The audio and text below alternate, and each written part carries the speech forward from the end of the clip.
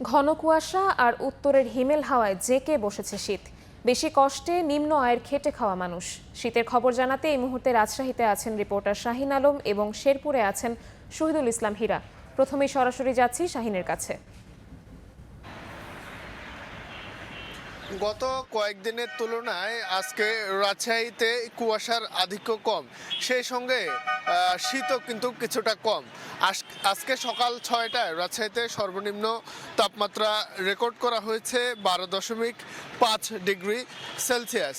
স্থানীয় আবহাওয়া অফিস বলছে যে গত এক সপ্তাহে রাজশাহীতে প্রতিদিন গড়ে কিন্তু শীতের প্রকোপ বাড়ছিল, কিন্তু হঠাৎ করে গত 2-3 দিন থেকে শীতের আধিক্য কিছুটা কমে গেছে। তবে তারা আমাদেরকে জানিয়েছেন যে সামনের দিনগুলোতে শীত আবার পুনরায় বাড়ার সম্ভাবনা রয়েছে। মৃদু থেকে মাঝারি ধরনের শৈত্যপ্রবাহ রাজশাহীর উপর দিয়ে বয়ে যাওয়ার আরও একবার সম্ভাবনা রয়েছে।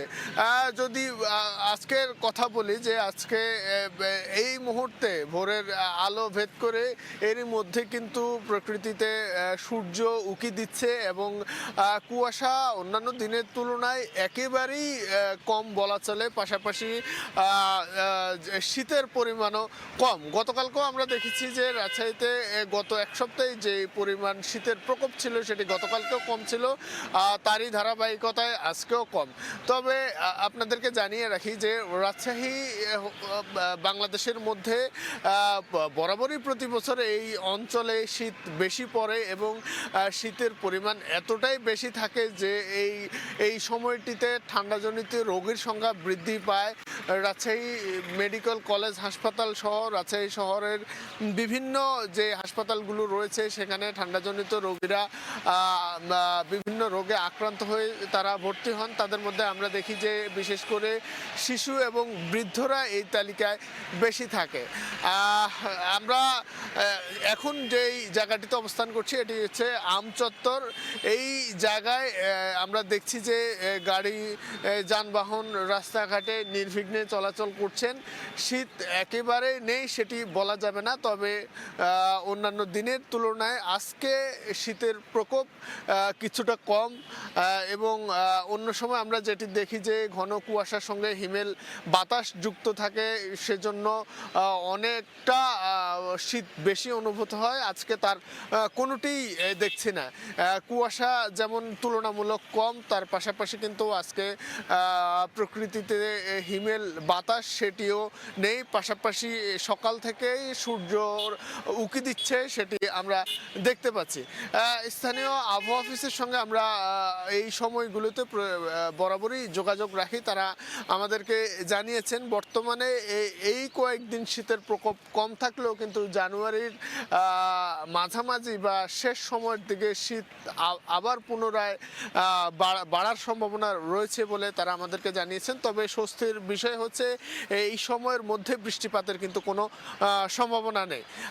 শীতের এই সময়গুলোতে আসলে বেশি কষ্ট বা বেশি বিপাকে সময় পার করেন যারা হতদরিদ্র মানুষ রয়েছেন, তারা কিন্তু হচ্ছে একটু বেশি কষ্টে সময় পার করেন। তবে আমরা দেখেছি শহরের বিভিন্ন জায়গায় খড়কুটোতে আগুন জ্বালিয়ে তারা শীত নিবারণের চেষ্টা করছেন। শীতের আরও খবর জানতে আমরা চলে যাব শেরপুরে। সেখানে আছেন আমাদের সহকর্মী শহীদুল ইসলাম হীরা।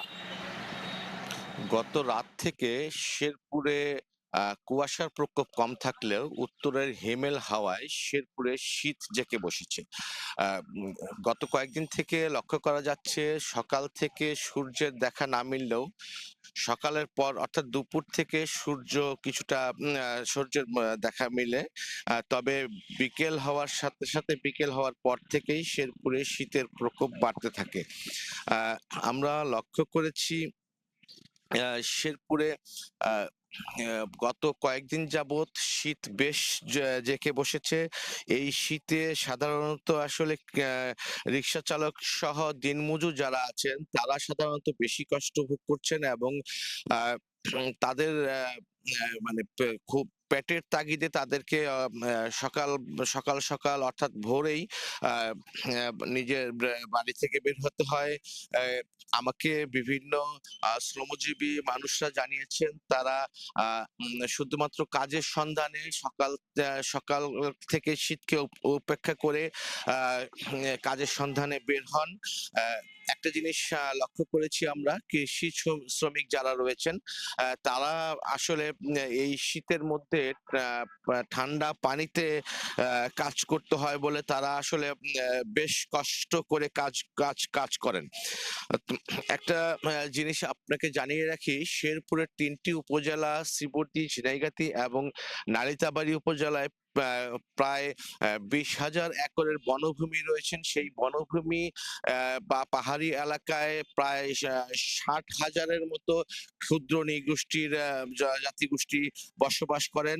তারা আসলে যেহেতু পাহাড়ি এলাকায় বসবাস করেন, তাদের শীতের প্রকোপটা অনেকটাই বেশি শহর এবং বন্দরের তুলনায়। একটা জিনিস আমি আপনাকে জানিয়ে রাখি, শেরপুর প্রশাসন থেকে যে পরিমাণ ত্রাণ হিসেবে শীতবস্ত্র বিতরণ করা হয়েছে, সেই পরিমাণ শীতবস্ত্র আহ পাহাড়ি জনপদের ক্ষুদ্র নৃগোষ্ঠীর মানুষের কাছে ঠিক মতো পৌঁছেনি বলে আমাদেরকে তারা অভিযোগ করেছেন। এখানকার খেটে খাওয়া মানুষ আমাদেরকেও দাবি করেছেন, আমাদেরকে জানিয়েছেন তারা আসলে কিছু কিছু এলাকায় কম্বল বিতরণ করা হয়েছে সরকারি বা বেসরকারি ভাবে।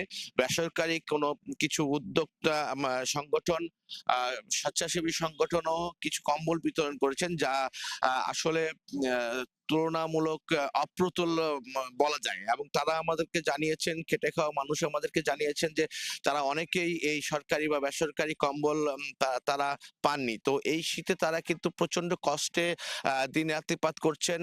একটা বিষয় আপনাকে জানিয়ে রাখি, শেরপুরে কিন্তু কোনো আবহাওয়া অফিস নেই। আবহাওয়া অফিস না থাকার কারণে কিন্তু আমরা শেরপুরবাসী যারা আছি তারা কিন্তু আমরা আসলে আহ আবহাওয়ার কোনো পূর্বাভাস পাই না, বা শীতের প্রকোপ কতটা, শীতের কি পরিমাণ শীত রয়েছে তা আমরা জানতে পারি না। একটা বিষয় আপনাকে জানিয়ে রাখি, শেরপুরে আহ শেরপুরের হাসপাতালে আমি খোঁজ নিয়েছি। হাসপাতাল কর্তৃপক্ষ আমাকে জানিয়েছেন বিশেষ করে শিশু এবং বৃদ্ধ লোকজন যারা রয়েছেন তারা শীতের প্রকোপে বেশ কষ্ট পাচ্ছেন এবং হাসপাতালে কিন্তু উপচে পড়া রোগীর ভিড় রয়েছে। তো শেরপুর থেকে শীত নিয়ে এ ছিল আমার কাছে সর্বশেষ তথ্য। সরাসরি যুক্ত ছিলাম রাজশাহী এবং শেরপুরে।